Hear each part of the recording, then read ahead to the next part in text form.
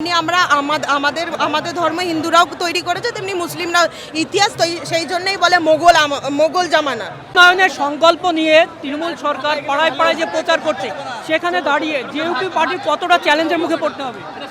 প্রচুর চ্যালেঞ্জের মুখে পড়তে হবে, কারণ এত রাজনীতি, এত পলিটিক্স, এত সবকিছু চালু হয়ে গেছে অলরেডি, যে এত কারাপশন এসছে, এত কারাপশন হয়েছে। তো আমাদের অনেক চ্যালেঞ্জিং করতে হবে, কিন্তু আমরা চ্যালেঞ্জিং এর মধ্যে থাকতে চাই, তবেই এই পার্টি করা হয়েছে। আমরা সব সময় বলি আমরা একত্রে থাকতে চাই, একত্রেই থাকবো। আর ভাইচারা যদি না হয়, তাহলে আমরা এই দেশ বাঁচাতে পারবো না। এই দেশ অন্য কারোর হাতে চলে যাবে। এটা রাজনীতি, এটা আমাদের দেশ, বাংলা আমাদের। তো আমাদের হিসাবেই চালাতে হবে। ইতিহাস কিন্তু মুসলিমরাই তৈরি করেছে।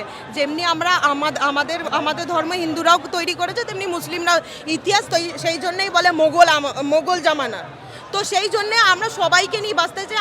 আমারও সবাই ভাইরা বন্ধুরা সব মুসলিম আছে, আর আমি নিজে একটা বাঙালি ব্রাহ্মণ ঘরে। তো আমি চাইবো সবাই একত্রে বাঁচুক। আমরা একা কেন বাঁচবো?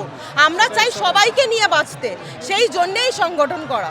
হুমায়ুন সাহেব বললেন যে ফিরাদ হাকিমের সঙ্গীরা তারা তাদেরকে ধমকিয়ে চমকিয়ে আটকে দিয়েছে, তো পরবর্তীতে তো আপনাদেরকে এই সমস্যার সম্মুখীন হতে হবে, সেইগুলো কিভাবে?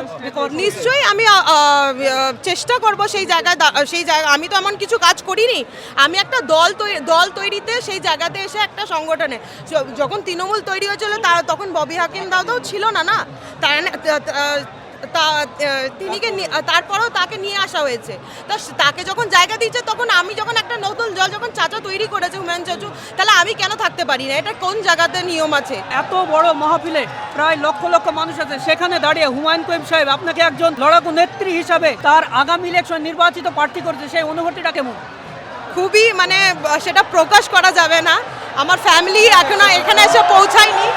আমার যদি ফ্যামিলি আসতো, নিশ্চয়ই আমি সেটা প্রকাশ করতে পারতাম। বাট আমি খুবই ভেতর থেকে এক্সাইটেড, আর খুবই ইমোশনালও হয়ে গেছি। আগে থেকে জানতেন যে হুমায়ুন সাহেব? না, আমি এরকম কিছু জানতাম না। আমাকে ডাকা হয়েছিল, আমাকে কোনো কিছু বলা হয়নি।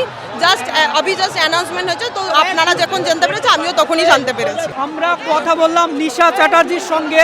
আজ বিধানসভার তাকে প্রার্থী করা হয়েছে জেইউপি পার্টি থেকে। সেই নেত্রীর সঙ্গে আমরা কথা বললাম। তারা বলছে যে যেমনই চ্যালেঞ্জ আসুক, আমরা সেই চ্যালেঞ্জের সম্মুখীন করতে রাজি আছি।